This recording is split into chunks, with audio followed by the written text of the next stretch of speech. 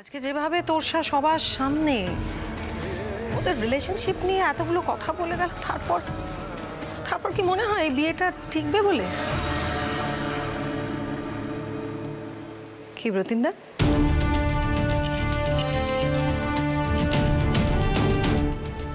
টিকবে তো বিয়েটা? সেই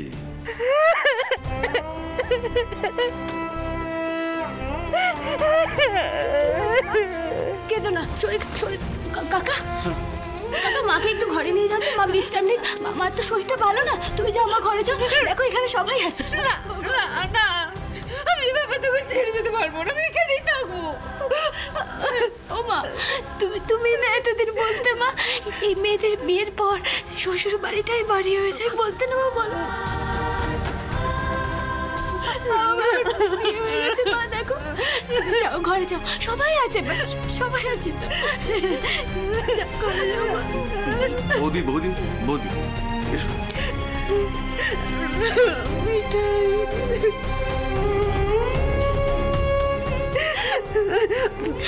এসো ঘরে এসো, ঘরে এসো এসো ঘরে এসো।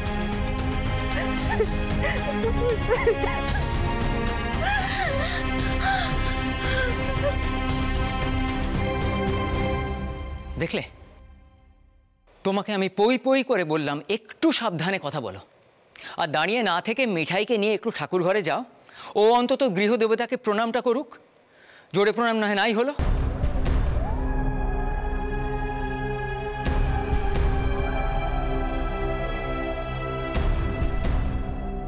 প্লিজ। আমি তো বুঝতেই পারছি না, মানে এত নাটকের পরে আবার হঠাৎ করে গৃহদেবতাকে প্রণাম করে কি হবে?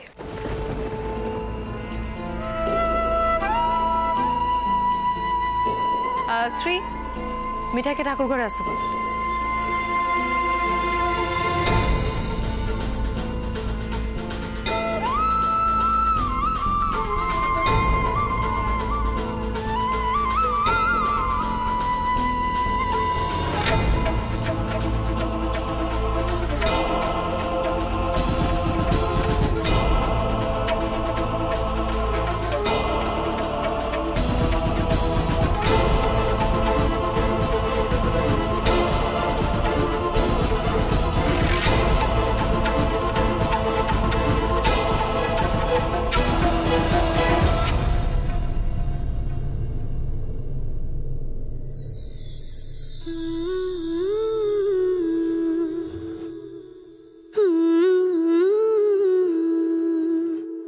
এসো।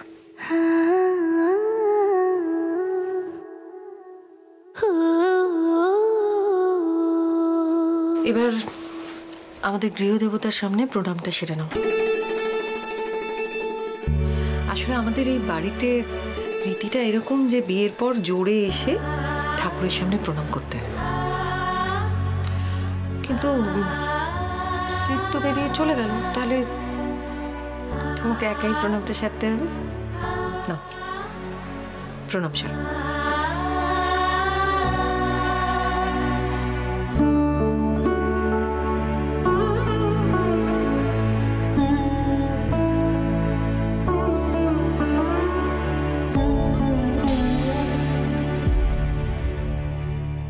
একটা কথা আজ তোমাকে বলছি মিঠাই, জানি না তোমার ভাগ্যে কি আছে, তবে সিডকে আমি যতটুকু চিনি সেখান থেকে বলতে পারি যে কিন্তু একদম অন্য রকমের একটা ছেলে।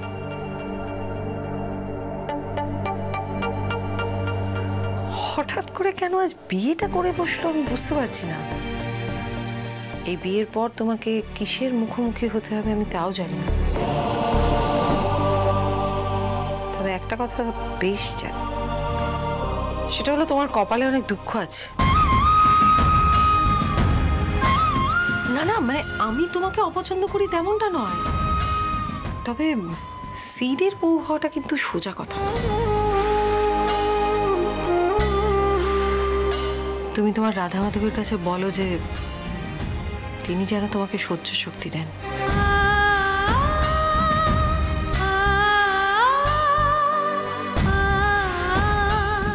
চোখ দেখে আমি বুঝতে পারছি যে আমার বলা কথাগুলো তোমার মোটেও ভালো লাগেনি, তাই তো? কিন্তু কি করবো বলো, আমি তো এই বাড়িতে চুনোপুটি। এরপর তোমাকে এই বাড়িতে কত কথা, কত অপমান সহ্য করতে হবে কে জানে।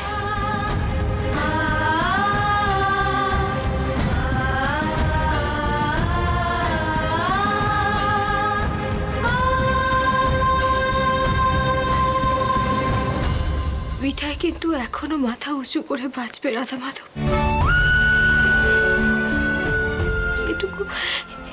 এটুকু শক্তি আমাকে দিও, আর কিছু চাই না, আর কিছু না।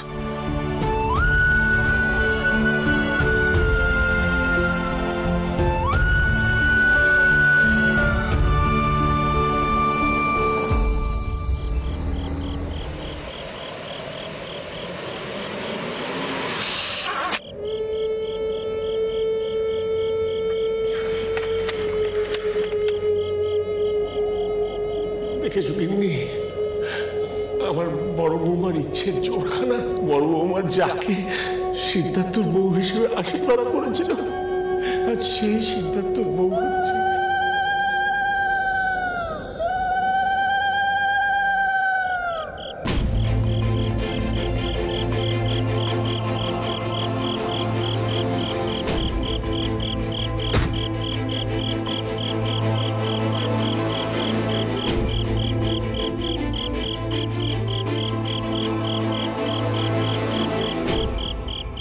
কেন বুঝতে পারছিস না ওই মেয়েটা একটা স্কিম করছে? Please try to understand seed. তুই নিজে কেন এই ট্র্যাপে পড়ছিস? সিড দেখ, এখনো সময় আছে, প্লিজ একটু বোঝার চেষ্টা কর।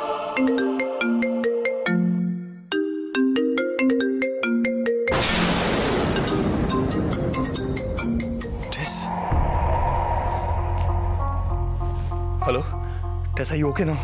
আমি আন্টি বলছি। টেস সুইসাইড অ্যাটেম্প্ট করেছে। তোমার বিয়ের শখটা ও সামলাতে পারেনি।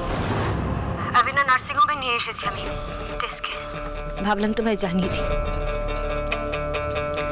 রাখছি।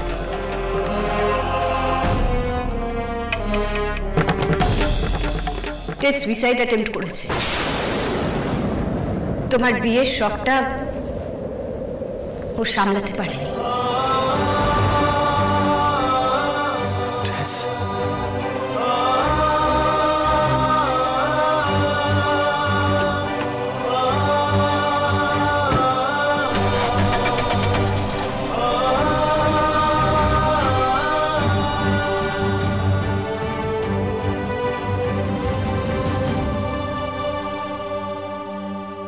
আচ্ছা, আমরা কি কেউ জানি না সেট কোথায় যেতে পারে?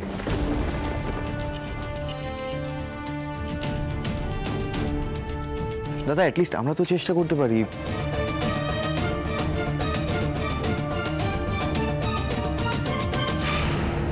এই ছোটদা, বলছি এরকম সিচুয়েশনে তো আগে আমরা তোরসাদিকে ফোন করতাম। এখন আমরা কি করি বলতো? নিপা, কার নাম বলছিস তুই? একটা সেন্স নেই তোর, চুপ কর। না আসলে আগে তো তাই করতাম, সেই জন্যই বলছি। ছোট গিন্নি, পরিস্থিতিটা দুম করে পাল্টে গিয়েছে।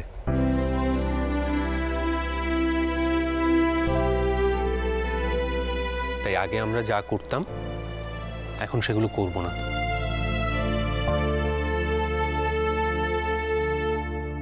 ভুলেও কখনো আর তোষার নামটা মুখে এনো না, তাতে মিঠাই কষ্ট পাবে না।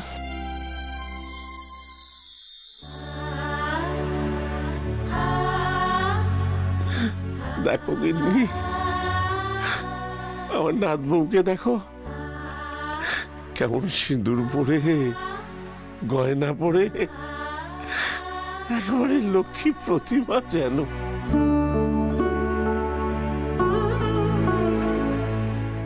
কিন্তু ভেতরে ভেতরে অবশ্য একেবারে বাঘা তেঁতুল, সেইটা কিন্তু একেবারে বোঝা যায় না। শ্রীদিদি, তোমার দাদা ভাই কোথায়? শুনলাম সে ঘরে গেছে।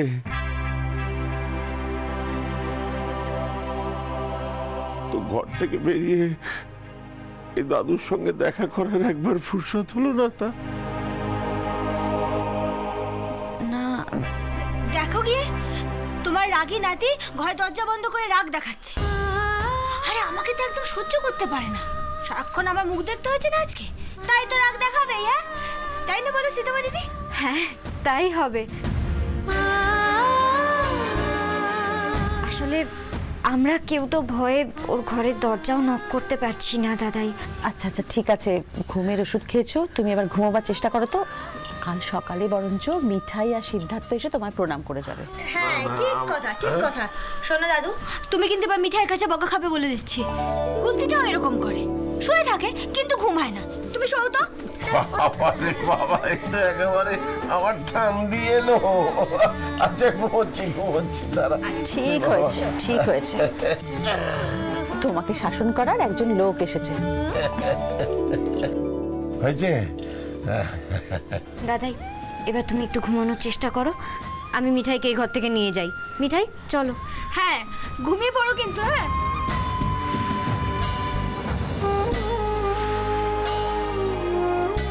দাদা বাবু তো আশ্চর্য মানুষ, কোথায় চলে গেল তুম করে?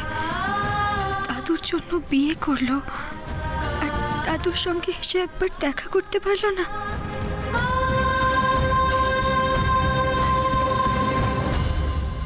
আন্টি, টেস টেস কেমন আছে আন্টি? টেস, তুই কেন এরকম পাগলামি করলি বলতো? তুই কি ভাবলি আমি ওই মেয়েটাকে নিজের ইচ্ছায় বিয়ে করেছি? সন্ধ্যার সাথে ওই মেয়েটার বিয়ে ভেঙে যাওয়ার পরে দাদাই নিজেকে গিল্টি ভাবছিল টেস, আর সেই কারণে দাদার বুকে পেন উঠেছিল। আমি যদি ওই সময় গিয়ে মেয়েটাকে বিয়ে না করতাম তাহলে হয়তো দাদাইকে আজ হারাতাম টেস। আমি শুধু দাদাইয়ের মেন্টাল পিসের জন্যই বিয়েটা করেছি টেস। আমি এসব ভালোবাসা, সম্পর্ক, বিয়ে এসবে আজও বিশ্বাস করি না টেস, তুই ভালোভাবে জানিস সেটা। আমি তোকে ঠকাইনি টেস, বিলিভ মি।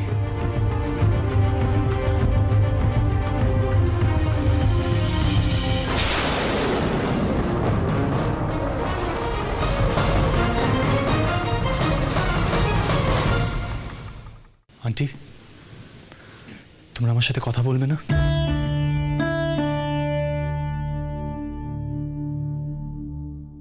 তুমি আমাকে বিশ্বাস করছো না, রাইট?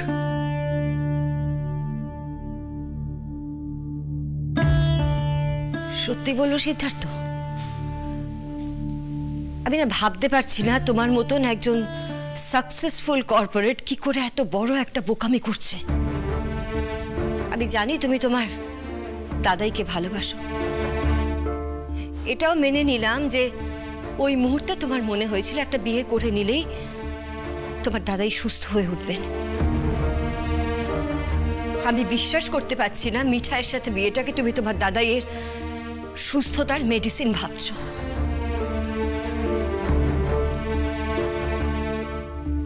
কেউ এতটাও বোকামো করে না, সেট করে না এতটা বোকামো। কেন বোঝাচ্ছ ওকে মাম? ওকে বলো ওর নতুন বউয়ের কাছে চলে যেতে, আমি নিজে গিয়ে ওর সাজানো সংসার দেখে আসবো। টেস, টেস, তুই প্লিজ এরকম কথা বলিস না, প্লিজ। সত্যি কথা বলছি টেস, ওই মুহূর্তে আমার কাছে দাদাইয়ের হেলথটা সবচেয়ে বেশি ইম্পর্টেন্ট ছিল।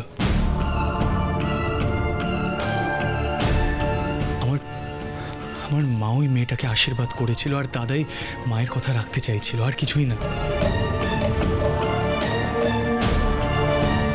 সব মিলিয়ে দাদাইকে সুস্থ করে তোলাটা সবচেয়ে জরুরি ছিল।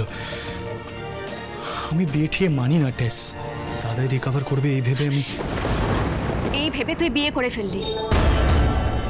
সিট, তোর কাছে বিয়ের কোনো মানে নেই, কিন্তু বাকি সবার কাছে আছে। তুই সবার সামনে ওই মেয়েটাকে লিগালি হিন্দু মতে বিয়ে করেছিস। Shit, did you even realise ওই জনাইয়ের মেয়েটা আজ থেকে তোর লিগাল ওয়াইফ? পার্টনার।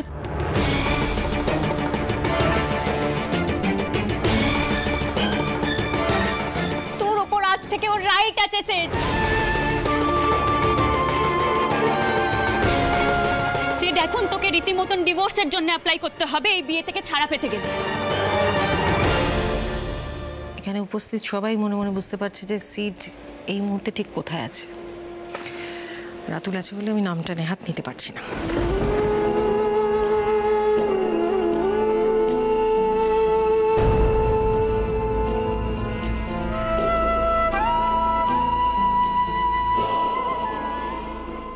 বাবা, শোনো না, বলছি আমি আর রাতুল না হয় একবার মোড়ের মাথায় গিয়ে দাঁড়াই।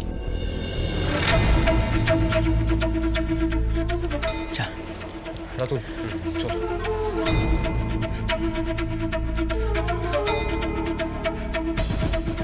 মাঝে মাঝে মহা মুশকিলে পড়া যায় তোর এই ছোট বৌদিকে নিয়ে। মুশকিলে পড়া হয় না?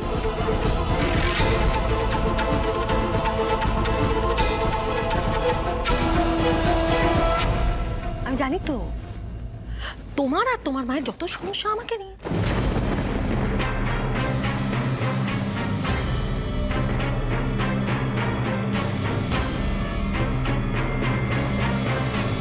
কিন্তু দেখো এখানে সবাই বুঝতে পারছে যে সিড এখন তোর সাথে বাড়িতে গেছে।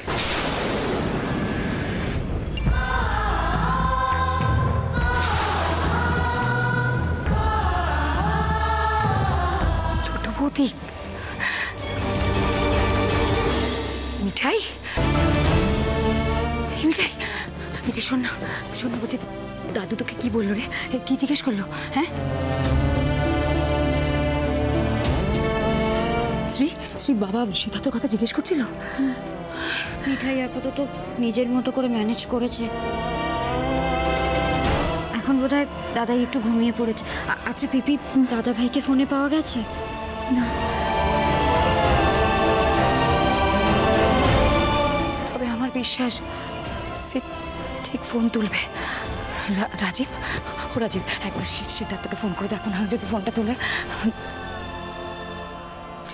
থাক রাজীব, যথেষ্ট হয়েছে, তোমাকে আর দয়া করে ফোনটা করতে হবে না।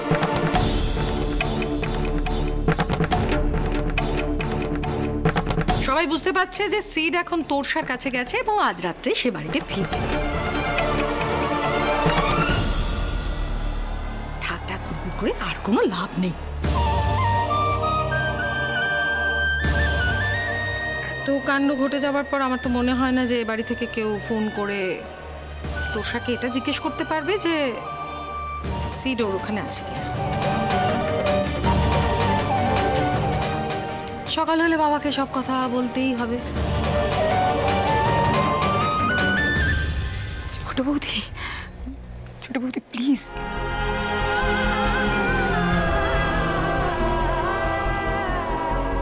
ছোটদা, ছোটদা তুই বুঝতে পারছিস এই সব কথা যদি বাবার কানে যায় তাহলে কি হবে? বাবাকে তো পিসি, পিসি বলছি কি আমি দিদিমণিকে একটা ফোন করি। তুই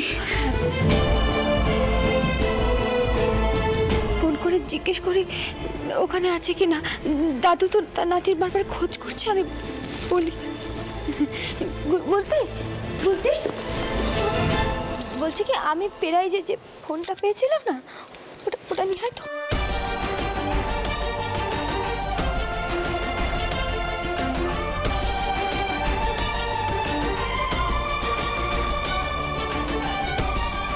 কি বললে মিঠাই? তুমি ফোন করবে? কাউকে না কাউকে তো ফোন করতেই হবে কাকিমা।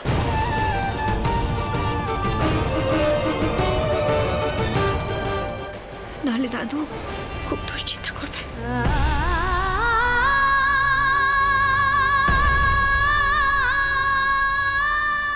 দিদি না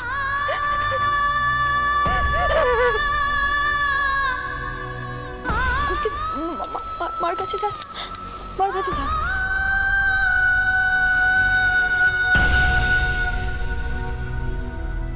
সীতামা দিদি বলছি ওই মেম সাহেবের ফোন নম্বরটা একটু লাগিয়ে দাও না এখানে। প্রথম ফোনটা দিদিমণিকে করি।